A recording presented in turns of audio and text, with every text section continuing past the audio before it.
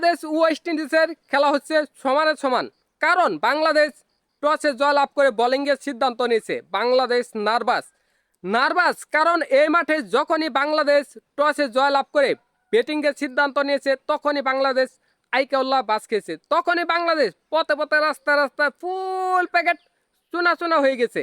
তাই তো এবার বাংলাদেশ আর কোনো ভুল করেনি। বাংলাদেশ টসে জয়লাভ করে বোলিংয়ের সিদ্ধান্ত নিয়েছে। এই সিদ্ধান্ত দুর্দান্ত, তা প্রমাণ করেছে তাসকিন আহমেদ। প্রথমে 2টি উইকেট তুলে নিয়েছে। বাংলাদেশ দুর্দান্ত বোলিং করেছে, কিন্তু ওই হারে উইকেট তুলে নিতে পারেনি। ওয়েস্ট ইন্ডিজের রান এখন 250, 5 উইকেটে এই রান কোথায় গিয়ে থামবে? 300, 350, 400 যে কোনো রান হতে পারে। তাহলে বাংলাদেশ কি হেরে যাবে?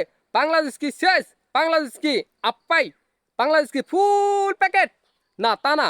কারণ বাংলাদেশ এই মাঠে রান করতে পারবে। এই মাঠটা মোটামুটি ব্যাটিং পিচ, এই মাঠে রান করা যাবে।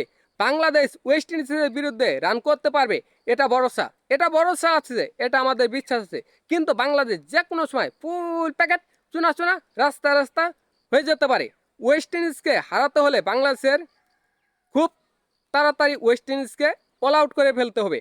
300 রানের ভিতর, 350 রানের ভিতর অল আউট করে ফেলতে হবে, এবং বাংলাদেশের দুর্দান্ত ইনিংস খেলতে হবে, দুর্দান্ত ব্যাটিং করতে হবে, এবং 300, 350, 400 রান বাংলাদেশ করতে হবে।